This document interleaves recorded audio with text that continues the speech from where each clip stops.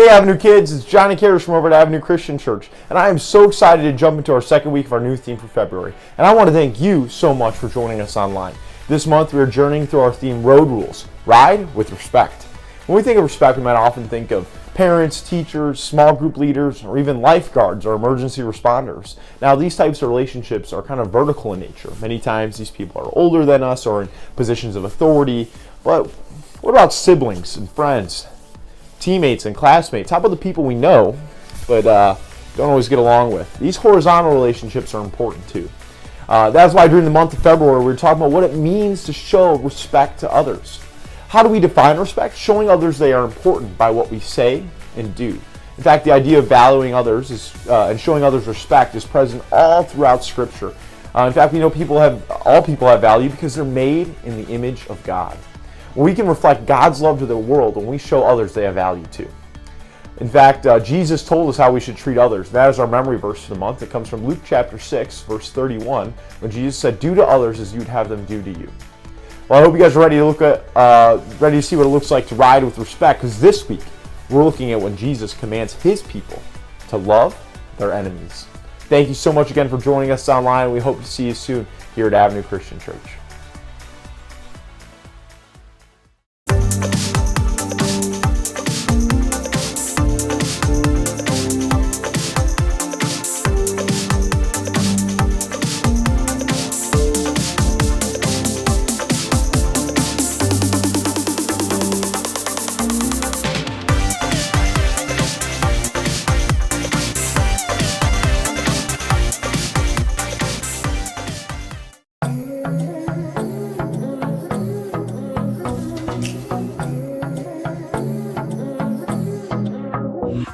Got a rhythm in my heart and in my soul.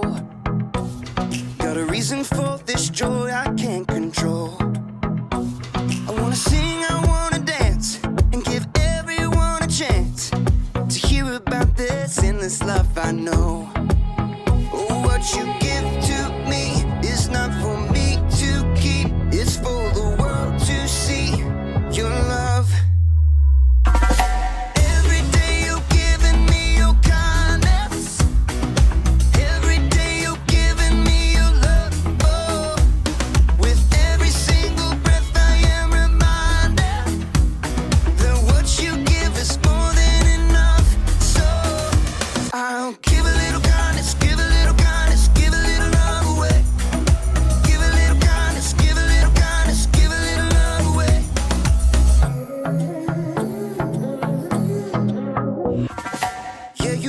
Shine, you make me glow. You pick me up when I am feeling low. I wanna sing, I wanna dance, and give everyone a chance to hear about this endless love I know. Oh, what you give to me is not for me to keep. It's for the world to see your love.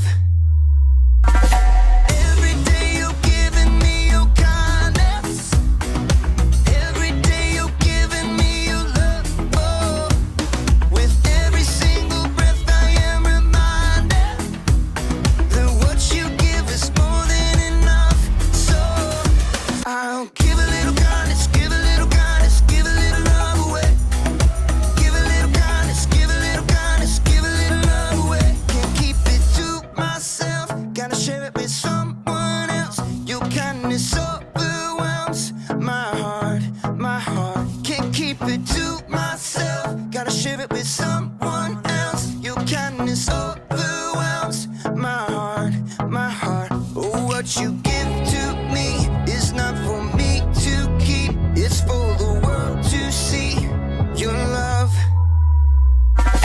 Every day you're giving me your kindness. Every day you're giving me your love. Oh, with every single breath I am reminded that what you give is more than enough. So I'll give a little kindness, give a little kindness, give a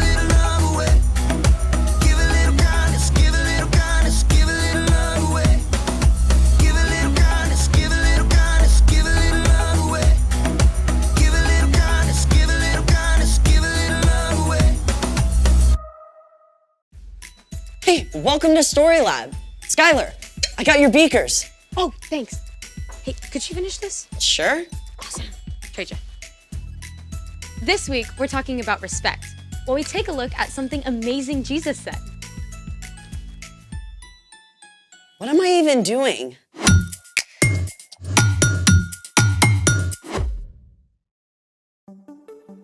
Hey, I'm Skylar. And I'm Sebastian, We're talking about respect. which is showing others that they are important by what you say and do. Okay, gotta ask about the outfit. Why? What's wrong with it? Nothing, but I think it's visible from outer space. I'll admit, stripes and plaid usually don't get along. I wore this in honor of Opposite Day. Opposite Day is a thing? Yeah, it's on January 25th, but I just found out about it. To celebrate, I've even made a list of things that don't usually get along. Let's hear it. Number 1, cats and dogs.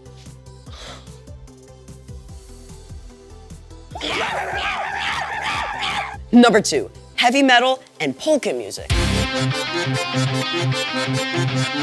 Number 3, pickles and chocolate.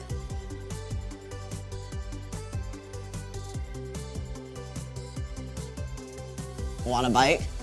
No thanks.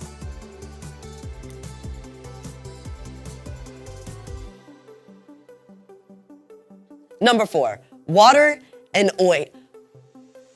Water and oil. Wait, let's find out what gets along with water and what doesn't. It's time to play. Will it mix?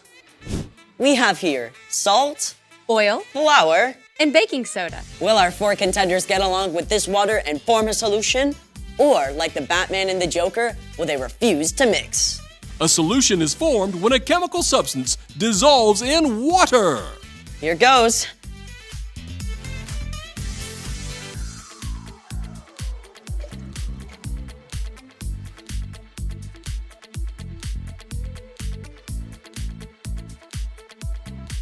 It appears that our salt and baking soda have completely dissolved in the water. But it's clear that water and oil do not mix, and neither do flour and water. Sadly, they just don't get along. Let's try some more stuff. Honey!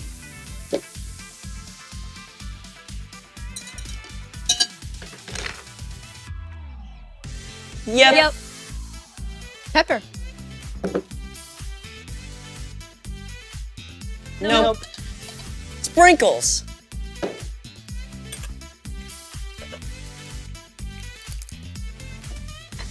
Yep. Nope. Wait a sec. I think the color is dissolving off the sprinkles. But the actual sprinkles don't mix. So it's a yeah, no. Or a no, yep. Those are 2 words that don't get along. It's time for... The story before the story. Today, we're in Matthew, the very first book in the New Testament. But before Matthew, in the very beginning, out of a deep, deep love, God made an amazing world. But when people turned away from God, the world was broken.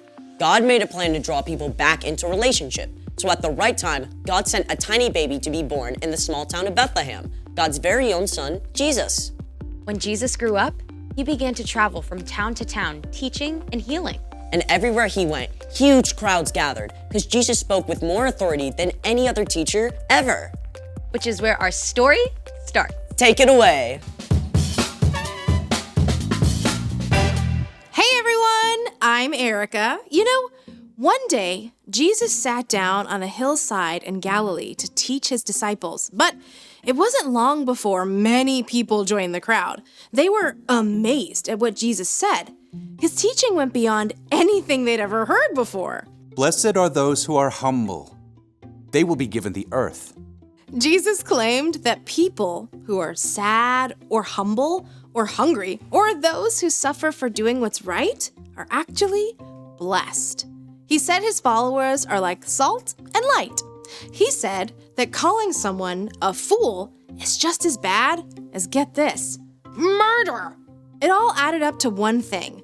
What's on the outside matters much less than what's on the inside. What's in your heart? People squeezed closer to hear as Jesus continued. You have heard that it was said, 'Love your neighbor, hate your enemy.' But here is what I tell you. Love your enemies. Pray for those who hurt you." What? Up to this point, most wise teachers and philosophers had agreed that you should not hurt someone unless they hurt you first. Then you had every right to get back at them. If someone punched you in the mouth and knocked out a tooth, you could punch them and knock out their tooth. If they said something mean to you, then you should shout something just as mean back at them. But Jesus taught a new way of understanding. Love your enemies.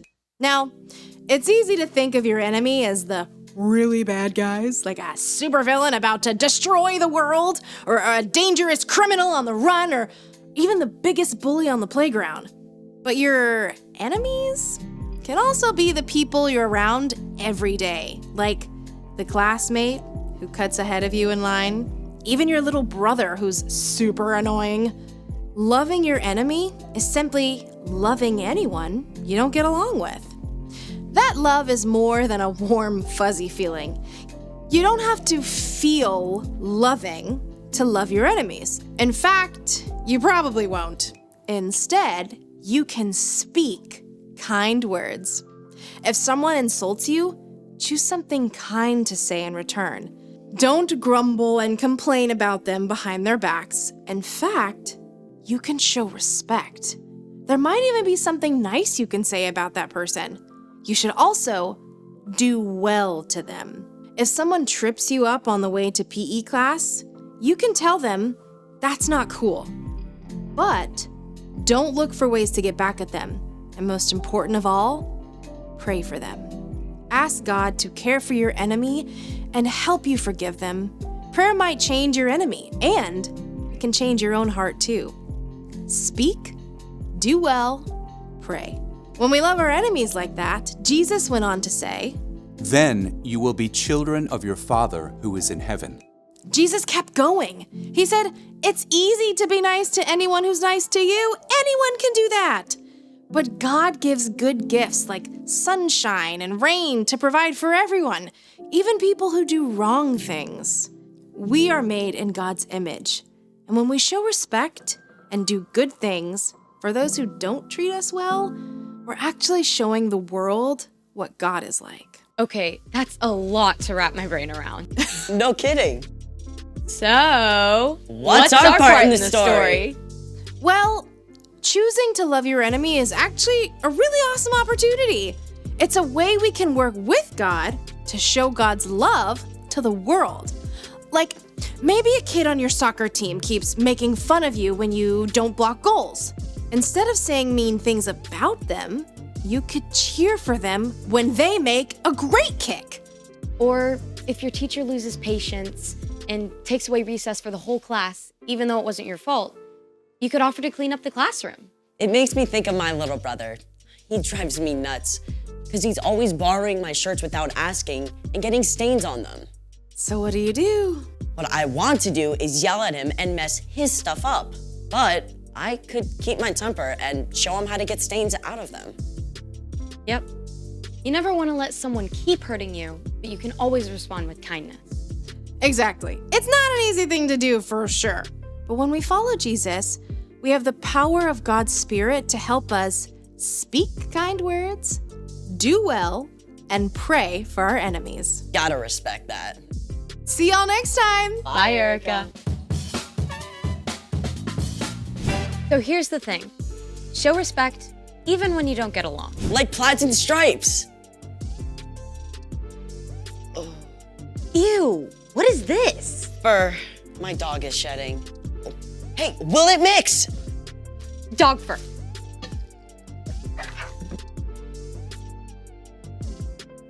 Nope. Thanks for joining us in the Story Lab. We'll see you next time. Beep.